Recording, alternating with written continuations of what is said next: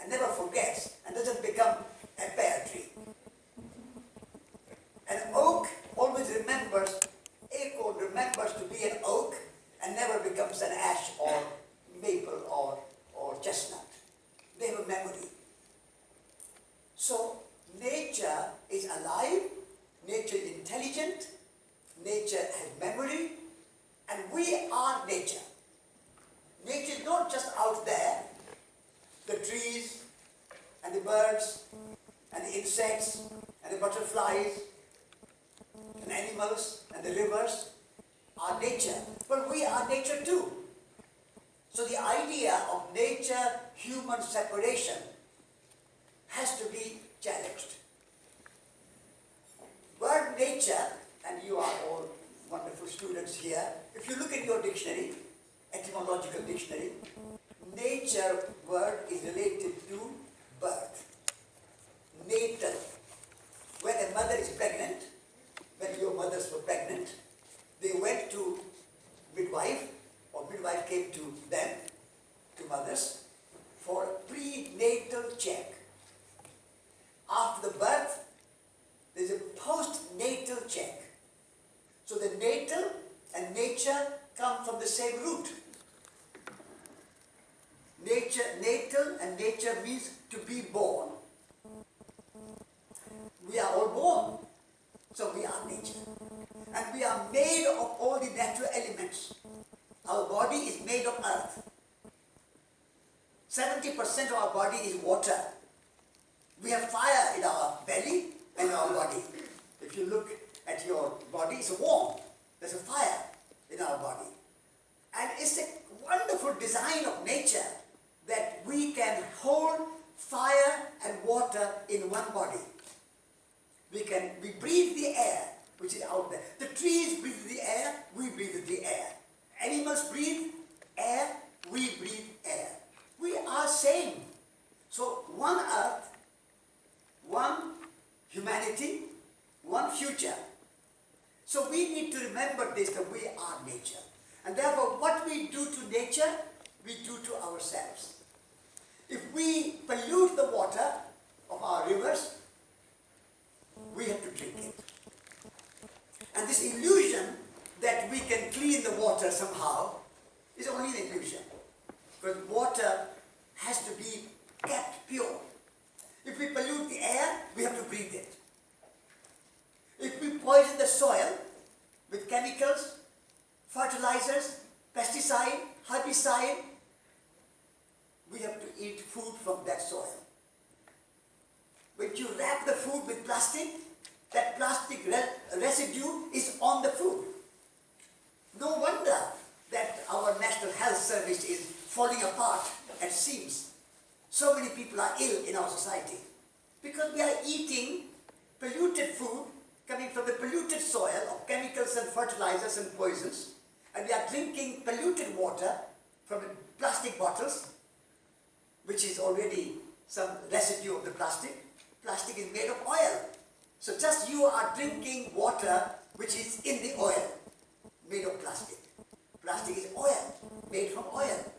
But we think we are educated people, we are scientists, we know all the knowledge. But we are so stupid that we are eating and drinking poisonous things. And then we complain that why we are having so much cancer, why we have so much disease, why we have not enough money for the National Health Service. We are spending billions and billions and billions of pounds and dollars every year on our NHS, on our hospitals. And if you want to go to a hospital for a surgery or something, for surgery, you have to wait maybe 6 weeks, 3 weeks, 4 weeks, even 2 months. Why we have so many ill people in our society? Because we are destroying our nature. Because we have forgotten that we are nature. So that's one important thing to remember, that we are nature. And once we realize that we are nature, then this idea that nature out there, which is only for humans to use, we have this arrogant thinking that somehow humans are special. Humans are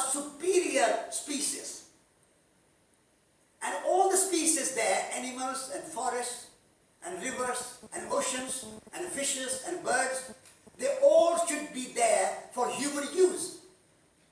So we can do what we like to this world, because we are the superior species. I call it speciesism. You have nationalism, which means that people think that one nation is superior to another nation. You have racism. People think that one race is superior to another race. You have sexism. People think that one sex is superior to another sex. In the same way, we have speciesism, which means human species are superior to all the other species. Now, we need to challenge that way of thinking. Human species are one of 8 million or however many million species are there in the world. We are one of them. And as we believe in human rights, we have to also believe in rights of nature. Human rights, good, but rights of nature, rights of animals, rights of rivers, rights of forests. We don't have this kind of God-given license to go and cut down our rainforests, which we are doing. We don't have God-given license to overfish the oceans, which we are doing. We don't have license to put animals in factory farms. The animals which are in factory farm for human to consume, for human food and meat, those animals like cows and pigs and chickens spend all their life in artificial factory farm. They never see the light of the day in their whole life. So that humans can get cheap meat in a supermarket.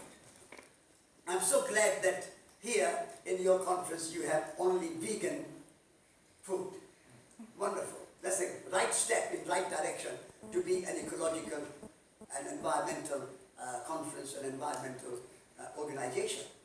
And so this idea, the first nature and humans are separate, and then humans are superior and above all other natural world, and therefore we can do to nature what we like.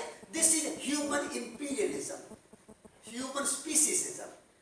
So if you are environmentally concerned and interested, then you have to challenge these kind of scientific and philosophical theories which we have been inundated with and which have been prevalent in our Western modern industrial civilization.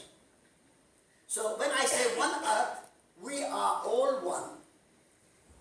We are, there's a diversity, of course.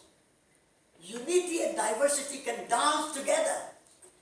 There is no contradiction between unity as one earth, one humanity, manifesting in many, many forms. Of course, the biodiversity, cultural diversity, linguistic diversity, religious diversity. All these diversities are wonderful. And I discovered this unity and diversity when I was walking around the world. You will be interested to know, and you have to read my book, No Destination, which tells you the whole story. I walked around the world for 2.5 years, 8,000 miles. I started from the grave of Mahatma Gandhi in New Delhi, Rajghat, and some of the people who are from India here, they know Rajghat. And I started from there, and I walked through Pakistan, Afghanistan, Iran, Azerbaijan, Armenia, Georgia, Russia, Moscow, Belarus, Poland, Germany, Belgium, France, and then I took a boat from Calais to Dover, and then from Dover I walked to London, and from London to Southampton, and then I took a boat to New York, and I walked from New York to Washington. And then I went to Tokyo, and I walked from Tokyo to Hiroshima. So 8,000 miles. When I was starting to walk, I thought I was in India. But when I came to Pakistan, and people welcomed me there, Muslims, my friends in India said to me, "Oh, you are going to Pakistan? You have no money?" Because I walked without any money for 2